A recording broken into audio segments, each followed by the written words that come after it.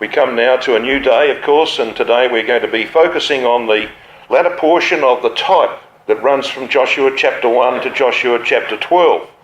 And our subject this morning in this session is Joshua 10, one of the most remarkable chapters in the Word of God. It's a beacon chapter, is Joshua chapter 10. I want to demonstrate that to you this morning. It's a beacon chapter because it casts so much light on what is to come in the scriptures of truth.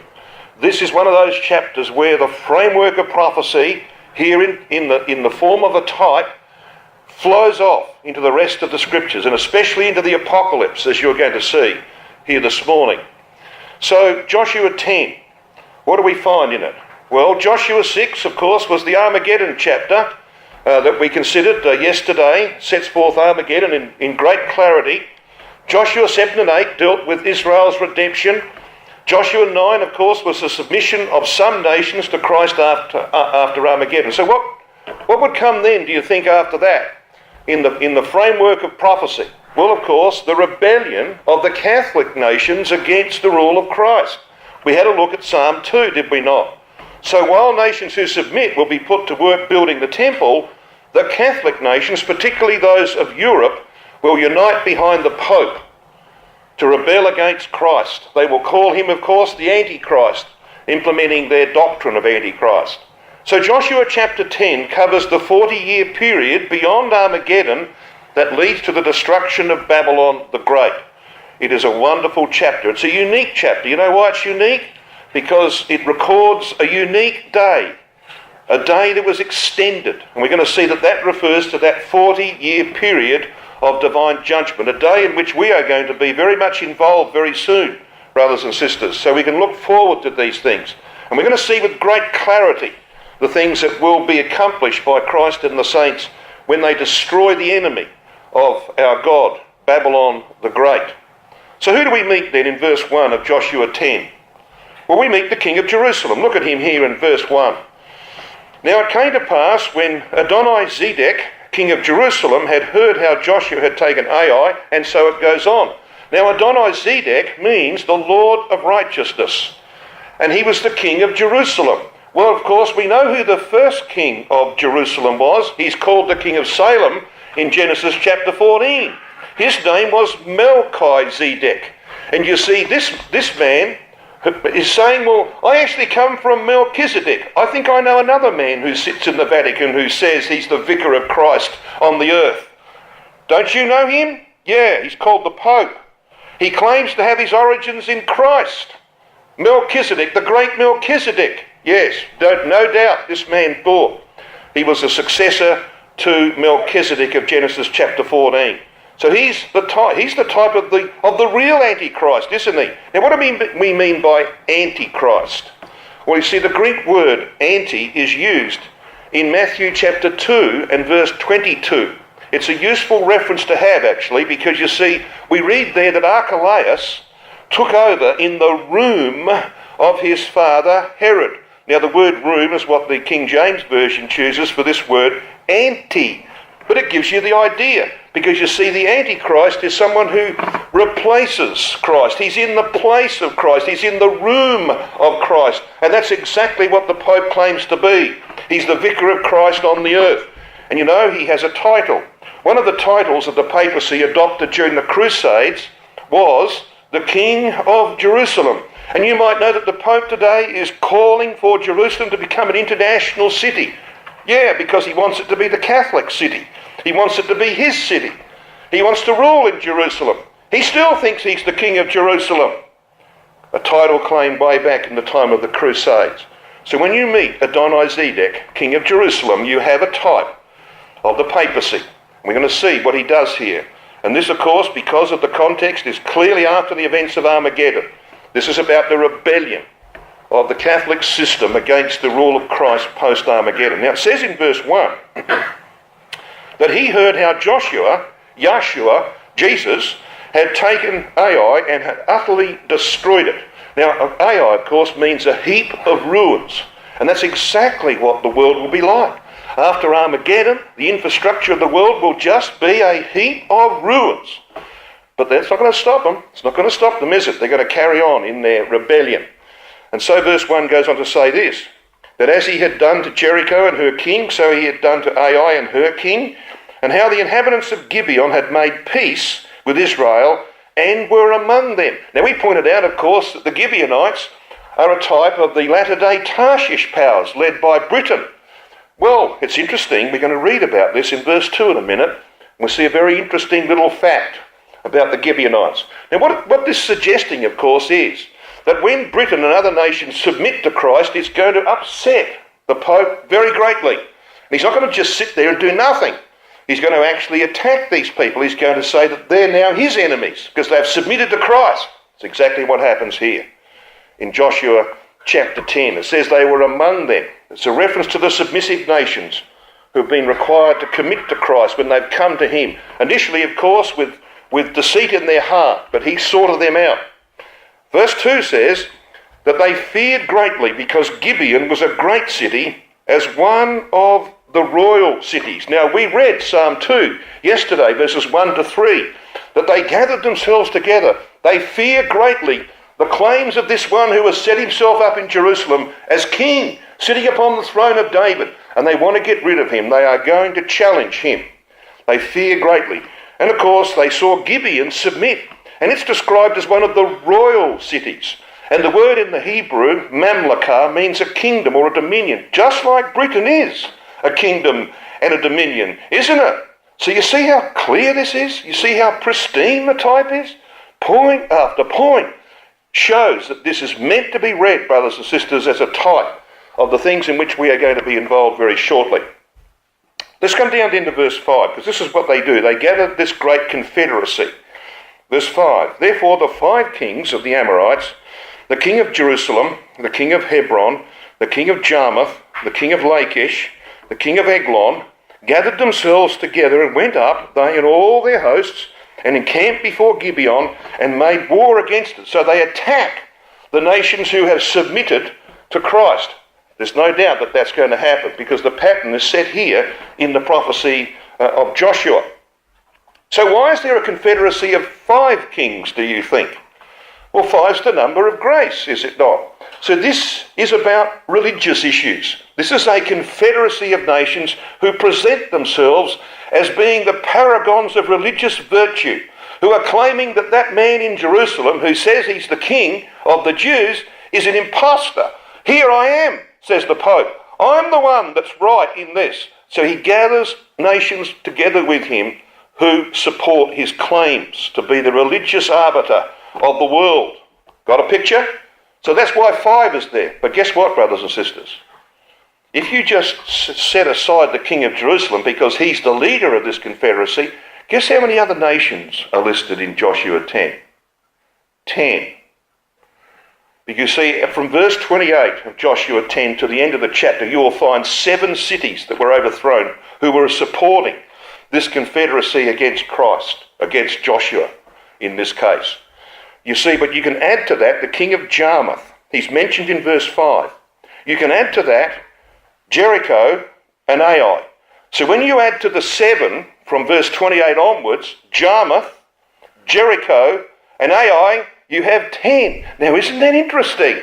Because there are 10 toes on Nebuchadnezzar's image.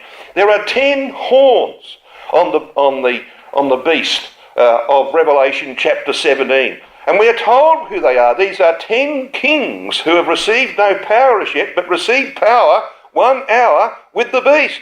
That's what this chapter is about, prophetically.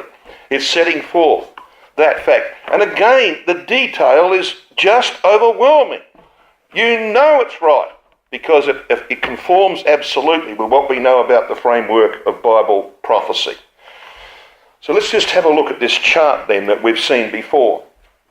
Christ has been in the earth for 10 years prior to Armageddon. He's prepared the saints for their work.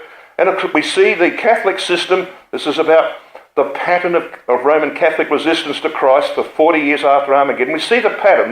They suffer a heavy blow from Armageddon, but they rebuild in that 10 years between Armageddon and the actual destruction of Rome itself. Then they rebuild again in Central Europe. This is the time when Elijah has the second exodus of Israel underway, and Israel is used as the weapon against the papal system until finally, in 2060, the Pope is destroyed.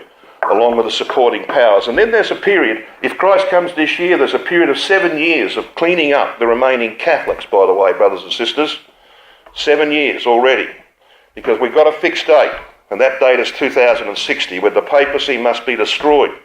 Even Isaac Newton understood that, all right? He knew it was going to be 2060. He got it in his Bible.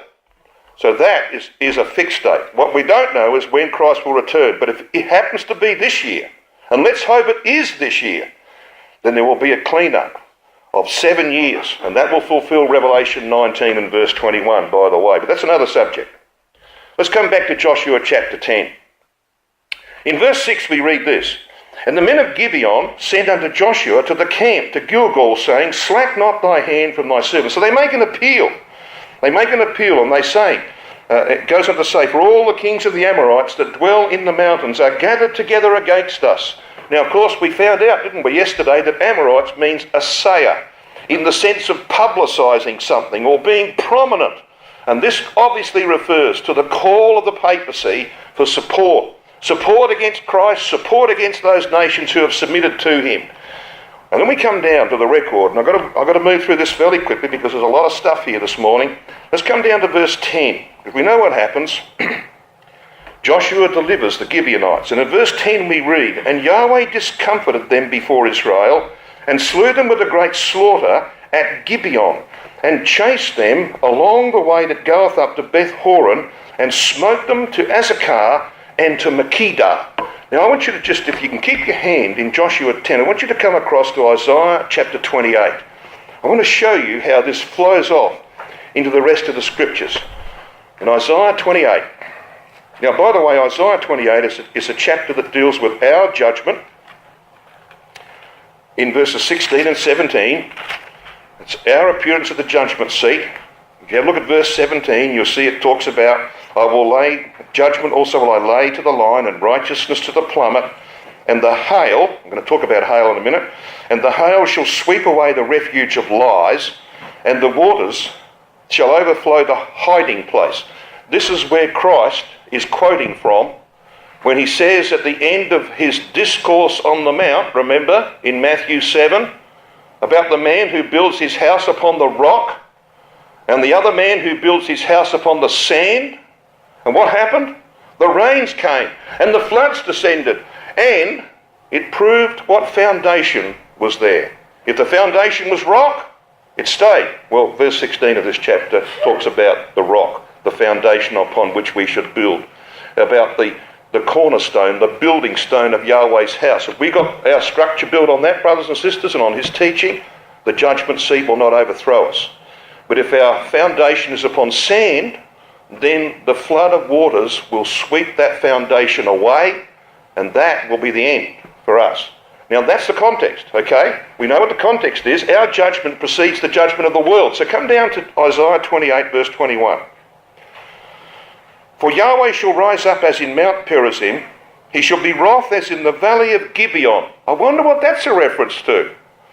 He shall be wroth as in the valley of Gibeon. Yeah, it's a reference to Joshua chapter 10 and verse 10. And it goes on to say this, "That he may do his work, his strange work, and begin and bring to pass his act, his strange act." God doesn't want to destroy, brothers and sisters. He would that all men might be saved. But the purpose of the extended day is to sweep the wicked away so he can start again. It's a strange act in that sense. He doesn't want to do this. I mean, that's not his desire, but he has to do it, that his righteousness might be upheld. That's why it's called a strange act. So it's a short period of time. Goes on to say in verse 22, "Now therefore be ye not mockers." Mockers? Yeah, that's what the papacy's going to be, isn't it? Mocking his claim to be king of the Jews. "Lest your hands be made strong, for I have heard from Adonai Yahweh of armies," it's a reference to you and me in the act of judgment, "a consumption, even determined upon the whole earth." That's why we know this is about Armageddon. It's upon the whole earth. You see, so this is the events of Armageddon and the 40 years that follow, to sweep aside the refuge of lies. Now, just by the way, if you want to make notes about this, you want to make a note that Paul quotes from verse 22 of Isaiah 28 in Romans chapter 9 and verse 28. And if you go to Romans 9, guess what it's about? It's about the redemption of the Jews, all of which is part and parcel of the overthrow of Babylon the Great. As we saw yesterday, the redemption of the Jews is part and parcel of the work that Christ will do through Elijah and the saints. Got it? So you see how far-reaching this is? It runs off into the rest of the scripture. We have reference back here to Joshua 10. No wonder. This is the most unique day in history when God stops the order of nature. He causes the sun to stand still in the valley of Ajalon. Think about that. And what does he do? I don't know. Does he bend the light? Does he stop the earth from... I don't know. But how would you do that? There's no day like that, we are told. Yeah, so it's unique. Little wonder that this chapter is a beacon chapter when it comes to Bible prophecy. It speaks of the overthrow of those who revolt against the rule of Christ in that day. And even the name suggests that. Beth Horon, this is where they're destroyed. Beth Horon means the house of hollowness. And their rebellion against Christ will prove to be hollow. Azekah means to be dug over. So they're ploughed up. And Makkedah means the place of shepherds, the false shepherds, who are revealed for what they are, because they will, of course, have claimed to be, like the Pope, the vicar of Christ on the earth. So let's come to verse 11. And it says this, "And it came to pass as they fled from before Israel and were in the going down to Beth Horon, that Yahweh cast down great stones from heaven upon them unto Azekah, and they died. They were more which died with hailstones than they whom the children of Israel slew with the sword." Now, these hailstones, there's two Hebrew words here, barad, 29 occurrences in the Old Testament, and eben, stone, particularly a building stone. But these hailstones were, of course, designed to destroy. And they destroyed selectively. Because you just get a picture in your mind. You've got Israel out there and they're fighting. They're fighting against these Canaanites, and all of a sudden, boing, a hailstone comes in and hits the Canaanite. Doesn't hit the Israelite, does it? How do you do this? Dropping hailstones, hitting the Canaanites, but not the Israelites. Well, that's how God makes his judgments, and he will make the same judgment in the future, brothers and sisters. It will be selective. He will select people to be removed. He will remove them and leave those that you can do something with. That's the principle here. And we're going to have a look in a minute at Revelation 16 verse 21, because this is where it involves you and me. We are, in fact, the hailstones of the future. The literal hailstones that occurred in the days of Joshua are going to have an equivalent in the latter days, and you and I are going to be those hailstones. So this is why the word Eben is there, because that's actually got to do with the building of a house. Eben, the family builder. So these judgments are designed to build. They've got to remove the wicked first. It says it slew them. It means to smite with deadly intent, that Hebrew word. These hailstones slew them. Now, what about hail in the day of judgment? Well, the word hail occurs 4 times in the Apocalypse. That's the Greek word, chalaza. 4 times in the Apocalypse. In Psalm 148 verse 8, hail is listed among the other elements that fulfill Yahweh's word. There are 17 occurrences of hail in Exodus 9 and 10 which deal with the plagues upon Egypt. In Isaiah 28 verses 2 and 17 we saw reference to it, didn't we? Hail is used in the context of divine judgment. Hail will be used as a weapon in the divine judgments on the nations. We know that from Job 38. Verses 22 and 23 where it says, "Have you seen, have you explored the treasures of the hail and the snow, says God, that I have reserved against the day of judgment?" You haven't seen anything yet. You've seen nothing yet. That's what he's saying. In Psalm 18 verses 12 and 13, hail is used twice in the context of Armageddon. And in Isaiah 32 verse 19, hail is used in the context of judgment on Rome. There's no question about hail being an important element. So there will be literal hailstones in the future, especially in Armageddon, but it will be the spiritual hailstones that will do the work against Babylon the Great. Now this is how hail is formed. Hail is a form of precipitation consisting of roughly spherical pellets of ice and snow, usually combined in alternating layers. The true hailstones occur only at the beginning of thunderstorms. That's why you see it comes at the beginning of the divine judgments. And never when the ground temperature is below freezing. Raindrops or snow pellets formed in cumulonimbus clouds are swept vertically in the turbulent air currents characteristic of thunderstorms. The hailstone grows by the repeated collisions of these particles with supercooled water, that is, water that is colder than its freezing point, yet remains in liquid form. This water is suspended in the cloud through which the particle is travelling. When the particles of hail become too heavy to be supported by the air currents, they fall to the earth. Now that's actually a description of what's going to happen to you and me very shortly. All right? I want you to come and have a look with me at Revelation chapter 16. Because this is where we're referred to in this context, brothers and sisters. Revelation 16, of course, from verse 17 onwards, is about the pouring out of the seventh vial of the wrath of God. So who's it poured out against? Verse 19 tells us, Revelation 16 and verse 19. It says, "And the great city was divided into three parts, and the cities of the nations fell, and great Babylon came in remembrance before God to give unto her the cup of the wine of the fierceness of his wrath." Then read verse 21. Who does the damage here? "And there fell upon men a great hail out of heaven, every stone about the weight of a talent. And men blasphemed God because of the plague of the hail. For the plague thereof was exceeding great." Now we know, of course, that the Apocalypse is a book of symbols. This is not about literal hailstones here. You want literal hailstones, you go back to Ezekiel 38. All right? They're going to be used at Armageddon. This is not literal hailstones. This is spiritual hailstones. And of course we know how hailstones are formed by this rapid uprush of moist air into cooler air, just like the saints, who will be taken, as it were, upwards by nature. They will be changed. They're going to go, as it were, towards heaven in that sense. They're going to take on the nature of God at the time of their immortalisation. Symbolises the formation of the saints as the weapons of heaven. And that's why Revelation 16:21 is so important. This is drawn from Joshua chapter 10, verses 8 to 14. Now, let's think about this. What does it say here in verse 21 of Revelation 16? It says that the weight of these hailstones was about a talent. Now, it's thought to be something in excess of 100 pounds. I'm going to use American terminology. If I was doing this in Australia or Canada, I would say 45 kilograms. Okay? Now, most of you, of course, I'm looking here at, we used Canaan for this at Houston once. He probably remembers that, being out the front, Brother Canaan.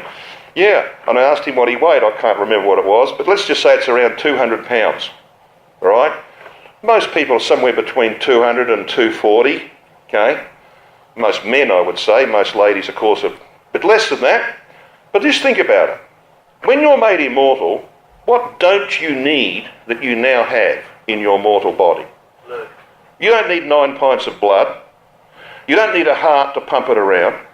You don't need lungs to breathe.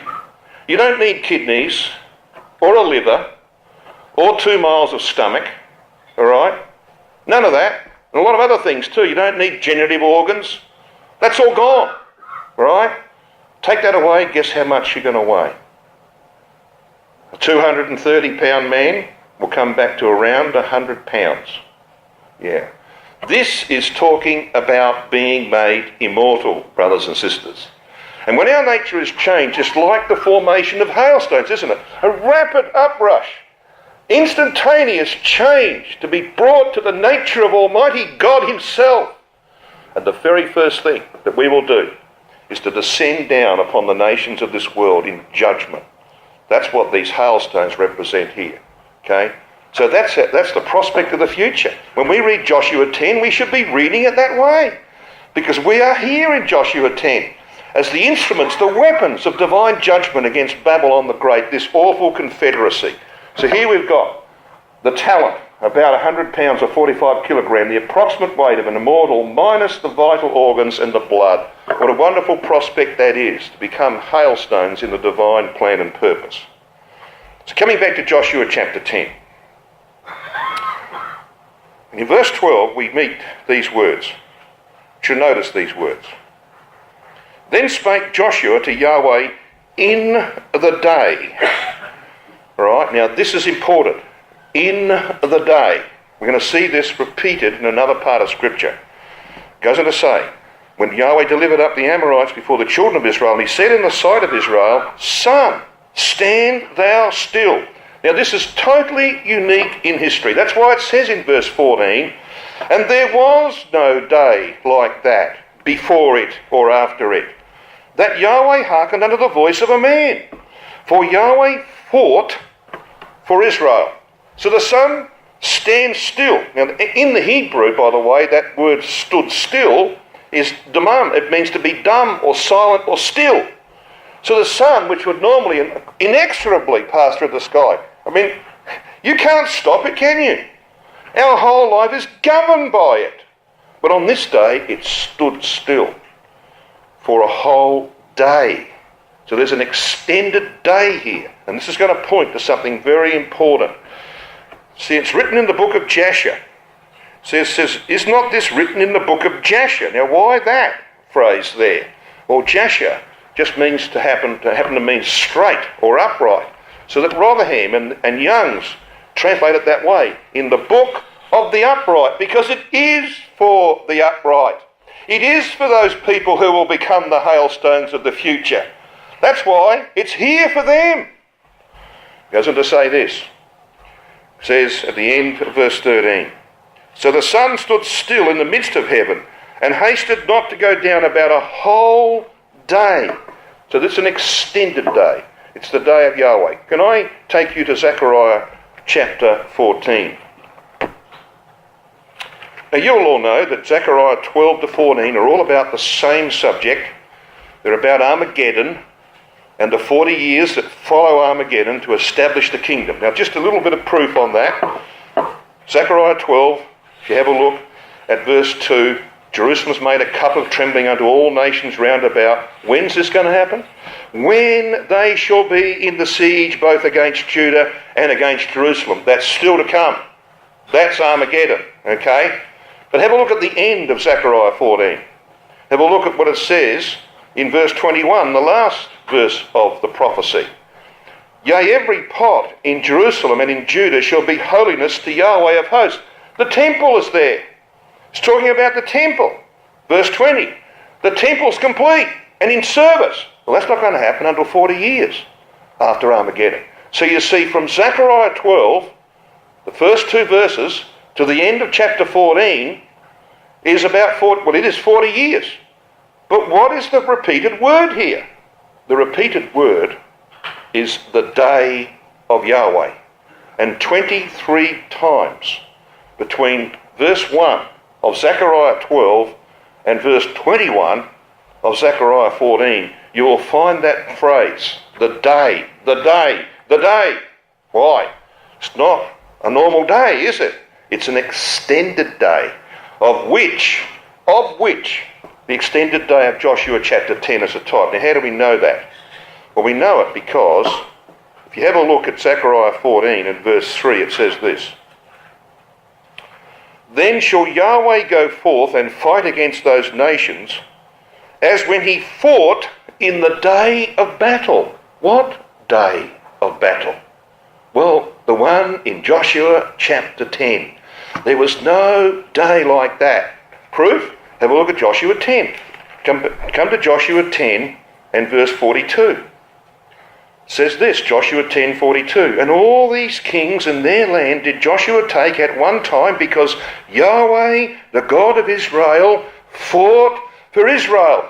This is what's picked up in Zechariah 14 verse 3. You see, we are being told by the Spirit, you must interpret Joshua chapter 10 as being the extended day from Armageddon to the establishment of the temple and its opening for service. That is the day, right? You can't get any better proof than that when God quotes himself, okay? You can't argue against that when God quotes himself. He is quoting in Zechariah 14 from Joshua chapter 10. So we know that this type is there and it's meant to be read that way. So what happens back here? The sun stood still about a whole day. And the two words that are used there in the Hebrew are tamim yomi. Yomi, of course, is a day. Young's Literal says, as a perfect day. Isn't that interesting? As a perfect day. And it will be a perfect day because it's going to culminate in the kingdom of God being established. This is the most important time in human history when Christ will destroy the enemies of Yahweh, his God, establish the kingdom, build and open the temple for service so that all men might come to the truth and that you and I might have 1,000 years of labour to bring as many as possible to share eternal life with us. Where did this happen? Well, it happened in the valley of Ajalon, the field of the deer. The fruitful valley of Ajalon is 14 or so miles northwest of Jerusalem. I've been there a couple of times. Fabulous place. You know what? It looks like it looked in the days of Joshua. They haven't allowed city building. There's still farming land. You can stand up and look over the valley of Ajalon. And I can tell you, truthfully, when I stand there and look over that valley, the hairs on the back of my neck, I don't have many on my head, but I've got them on the back of my neck, okay? The hairs on the back of my neck stand up. I shiver. I think of that day when the sun stood still above the valley of Ajalon. It did not move. What a unique day that is. And it all points forward, brothers and sisters, to the day that's about to come in which you and I are going to be involved. That day of Yahweh, of Zechariah 12 to 14, where Yahweh fought for Israel. The type is clear, is it not? So where does this culminate? In Joshua 10. In Joshua 10, we come to verse 16. He destroys, with the use of the hailstones, the confederacy of grace that is arraigned against him. He returns to the camp in verse 15. But where do these kings go? Verse 16. But these 5 kings fled and hid themselves in a cave at Makkedah. And that word simply means a cave or a den or a hole. You know, it does actually say in Isaiah, doesn't it, that they will resort to the caves and the dens of the earth. But this is not about that, okay? Catholicism, at the time of Armageddon, is said to ascend out of the abyss, all right? They come out of the abyss because that's their home. Yeah. Makkedah means the place of shepherds because they're going to be proven to be false shepherds. Come down to verse 19. Stay ye not, pursue after your enemies, he says, and smite the hindmost of them. Suffer them not to enter into their cities, for Yahweh your God hath delivered them into your hand. There will be no place for refuge for those who support the papacy against Christ. They're going to be destroyed, brothers and sisters. They will have been given several opportunities to turn their back on the Pope, but they will insist on supporting him against Christ, and they therefore seal their doom. There's no hope for them. They're going to be destroyed and their land vacated, we find in the other prophecies like Isaiah 34. It says in verse 20, And it came to pass when Joshua and the children of Israel had made an end of slaying them with a very great slaughter till they were consumed, that the rest which remained of them entered into fenced cities. Yep, that's the remnant that I spoke about a little earlier, Revelation chapter 19, verse 21. Because there's going to be a clean-up period of those who supported the Pope against Christ. We come to verse 20. It says, None moved his tongue. Might be verse 21 actually. None moved his tongue against any of the children of Israel. And of course we know that the Amorites, the Sayers who supported the Pope, listening to his mouth, now they are silenced. None moved his tongue. Come to verse 24.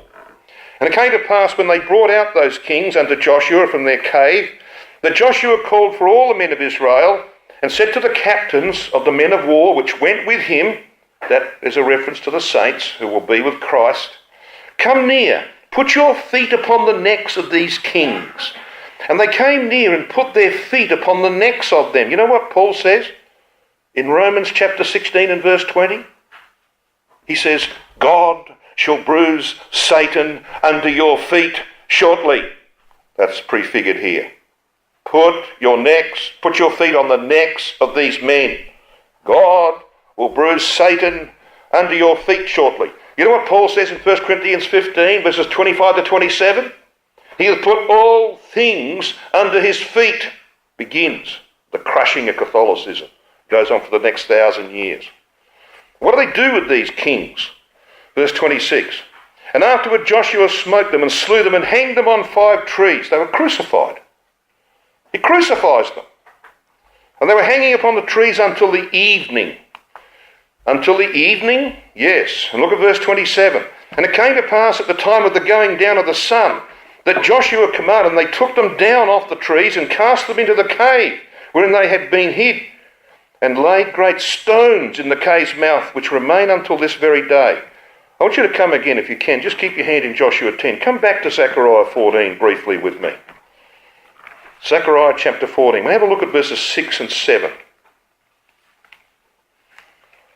Brother Thomas explains this beautifully in his writings. In Zechariah 14 verses 6 and 7 we read this. Verse 6. Now we know what the earlier verses of Zechariah 14 are about. We've had the extended day. This is where these judgments are played out. We've got the events of Armageddon referred to in verses 4 and 5. And then we've got, of course, the events that follow that. Where's it heading? Look at verse 6. And it shall come to pass in that day, we're talking about the extended day, that the light shall not be clear nor dark, but it shall be one day which shall be known to Yahweh, not day nor night. This is mysterious language, isn't it? But it shall come to pass that at the evening time it shall be light. Now you remember we made reference to the evening in Joshua 10 verse 27?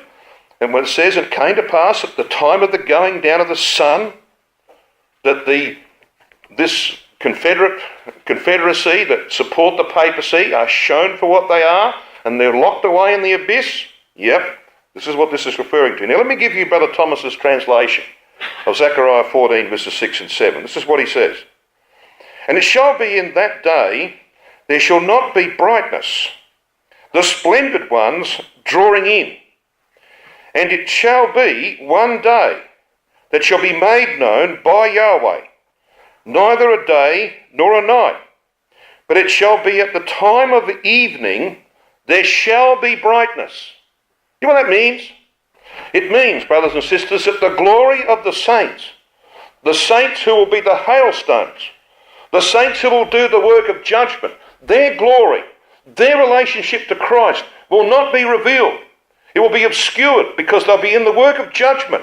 But when they have completed the task of destroying Babylon the Great, at least its leadership, then Christ will reveal their glory to the world. It'll be at the evening time. It'll be at the end of the 40-year judgment period. Okay? This extended day at the evening time, towards the end. That's why we pointed out yesterday that the marriage supper of the Lamb comes towards the end of the 40-year period of judgment. It's not until he has shown the false system, the harlot system, who claims to be his bride, it won't be until he shows the world what they truly are that he will reveal his bride, his true bride, to the world. And it will be at the evening time, towards the end of that 40-year period of divine judgments. How wonderfully that accords with Joshua chapter 10, eh? Yeah, because it's at the evening time when they put these men, these 5 kings, into the abyss, which is where the papacy and his supporters are going. Then, when Christ has revealed them for what they truly are, he will say to those nations who have submitted to him, and this is the story of Revelation 19, isn't it? That the unclean birds of Revelation 19, the nations who have submitted to him, he will say to them, come up to the great feast, the supper, right? And I want to reveal to you my bride. That's what will happen, brothers and sisters. What a glorious day that will be. So they cast them into a cave, and the old serpent, political manifestation in Rome and the papacy, is cast into the abyss. I don't need to take you to Revelation 18 verse 21 or 19 verse 20. Or 20 verse 3, because it says in each of those places that they end up in the abyss. Verses 28 to 39 of Joshua 10 show us 7 cities that are overthrown. Now this is interesting. Just let's pick these up. In my Bible I've got them highlighted because I want them to stand off the page. Verse 28. And that day, Joshua, did you notice what it said? It said, at that day. What day? Well, during the 40-year period extended day, that's what it's talking about, at that day. It is so precise. At that day, Joshua took Makkedah. Verse 29. Then Joshua passed from Makkedah and all Israel with him unto Libnah and fought against Libnah. Look at verse 31. And Joshua passed from Libnah and all Israel with him unto Lachish and encamped against it and fought against it. Look at verse 33. Then Horam, king of Gezer, came up to help them, and he's destroyed. Look at verse 34. And from Lachish Joshua passed unto Eglon and destroys them. Verse 36. Joshua went up from Eglon and all Israel with him unto Hebron, and they fought against it. And verse 38. And Joshua returned all Israel with him to Debir, and they fought against it. There are seven cities. And it represents in type the 7 campaigns of Christ. Just like Joshua had 7 campaigns to subdue the land. Just like in the reign of David, he had 7 campaigns to subdue the nations round about. This is the 7 thunder judgments of Revelation chapter 10. Okay? So how clear is that, you think? It's just remarkable what we have here in the record of Joshua chapter 10. And then we come to verse 40. And it says this. So Joshua smote all the country of the hills, and of the south, and of the vale, and of the springs, and all their kings. He left none remaining. He cleans up the lot. But utterly destroyed all that breathed, as Yahweh, God of Israel, commanded. He smote them from Kadesh Barnea even unto Gaza, and all the country of Goshen even unto Gibeon. He leaves none of their kings remaining. So Christ will subdue all the rulers of this world in that 40-year period of conquest, the extended day of Zechariah chapters 12 to 14. Kadesh Barnea is mentioned. It means the sanctuary of the wandering sun. What is the ultimate sanctuary of the wandering sun? God's firstborn nation. What is their ultimate sanctuary? Well, Zion. That's where we go. That's the ultimate sanctuary, isn't it? Of the wandering sun. Yep. Verse 42.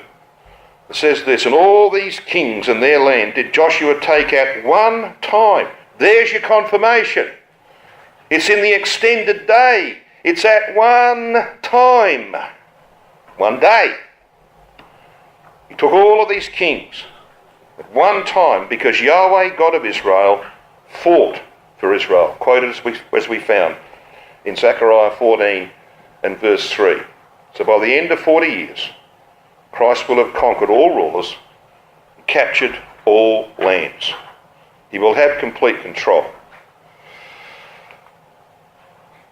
Now, brothers and sisters, I want you to notice something.